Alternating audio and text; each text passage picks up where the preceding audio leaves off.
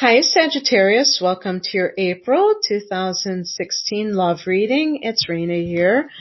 So the card I picked for the energies surrounding you in your love life in April is the Nine of Wands. So this is a card of someone who is kind of putting up these barriers. Because you're a fire sign, this could definitely be you, but you could also be involved with another fire sign who is erecting barriers. So it could be a fellow Sagittarius that you're dealing with, a Leo, or an Aries individual. And it might not be their sun sign. It may be a signature in their chart that they have a lot of fiery energy.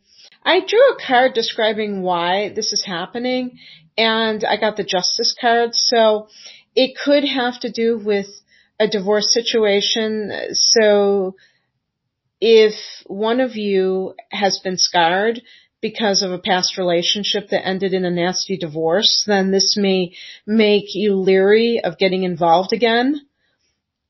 And as Sagittarians, we are very freedom loving, and we tend not to like anything that requires contracts in the first place.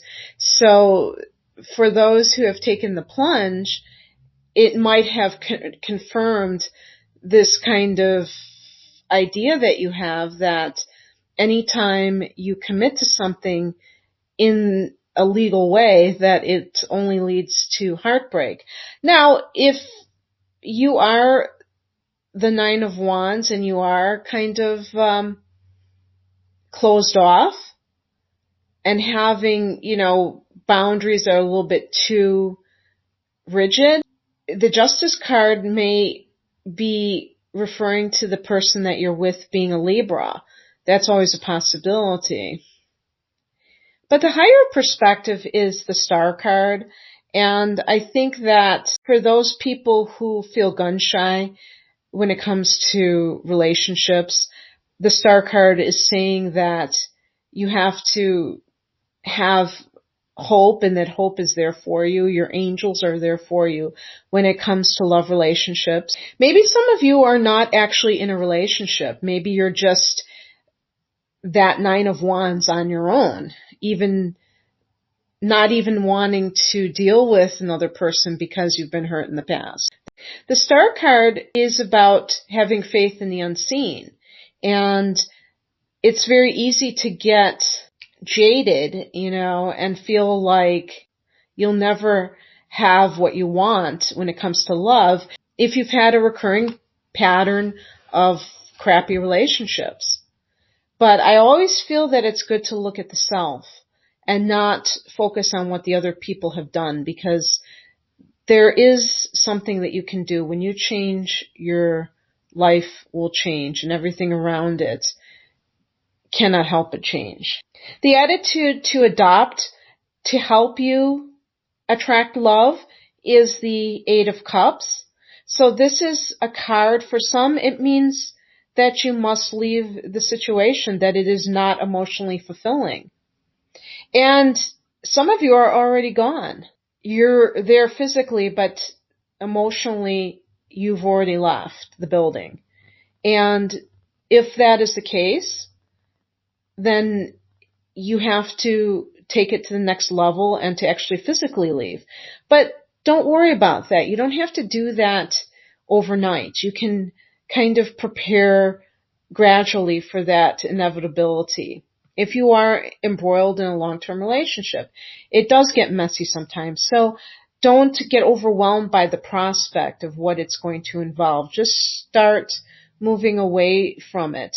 But the Eight of Cups, because the cups relate to the water signs and emotions, may mean that you have to divorce yourself emotionally. And that means stop investing in that person emotionally that you know is a dead end. This could actually literally be a water sign. This could be either a Cancer, a Scorpio, or a Pisces individual. I have been, stating in recent videos, well, it's probably this sign over the other. And I've been getting people telling me about their relationships with these kind of oddball combinations, or at least I would consider them rather unusual.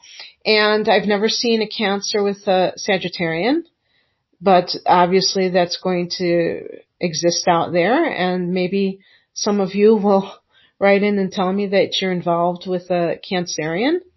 I could see it much more likely with a Scorpio because it's a sign adjacent to Sagittarius, or Pisces forms a square, but there might be some incompatibility issues and you finally are done, but you still, for whatever reason, have not physically left. This card, is saying that you have to kind of disentangle emotionally from the person, or is just reflecting upon the fact that you have already done so. The attitude that trips you up at this time is the Ace of Pentacles. So I feel that if there's an earth sign around you, that you watch out for that, because in general, not all the time, but the earth and the water signs are not going to be on the same page with Sagittarius. They're going to tend to be too conservative, too domestic, and we love our freedom. Even when some Sagittarians have children, they tend to be kind of freewheeling as parents, and you might feel a sense of being stuck if you are with an earth sign or a water sign. But of course, obviously, mileage may vary. Some of these relationships do work out because the individual charts reflect other aspects that are compatible.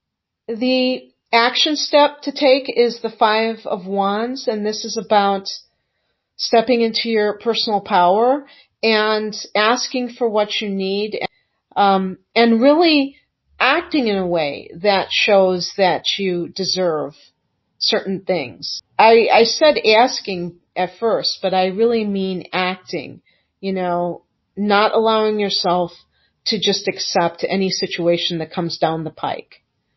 As mutable signs, we are fairly flexible people, and sometimes people take advantage of our ability to, cooperate, and sometimes you just have to put your foot down. The outcome is the Ten of Swords. This is a card of hitting bottom and accepting the inevitability of the situation being over. And it could be about grieving the loss of a marriage or a long-term relationship that you have tried to save. Some of you have already gotten divorced, like the Justice card has indicated, but it is still bothering you. Maybe you feel like you were treated unfairly. So this is about accepting the ending of the relationship. Whether you have already gotten divorced or you are still embroiled in the relationship for some reason, at some level, you have to face the facts, and that will allow you to move on. And it really is a card of hitting bottom. And sometimes we don't really feel the full force of a situation until much later. It has a delayed effect. So that could very well be the case, You could get divorced and then all of a sudden go, wow, it's really over. And then it hits you. The grief process doesn't just happen by a certain deadline, So definitely feel your feelings and maybe take some time out. Don't just jump right back into the fray if you're in between relationships. But if you're still involved with someone, realizing that it's over is a great way of being able to then take the necessary actions to disentangle from the relationship. So, Sagittarius, kind of a dramatic ending there, but I think that things are being purified, if you will, and you're going to be able to move on. I hope you enjoyed this reading. If you would like something that is tailored to you specifically, using your natal chart and the personal tarot spread, please click on the link below. I have a special right now for my extended love readings. Take care, you guys. Bye.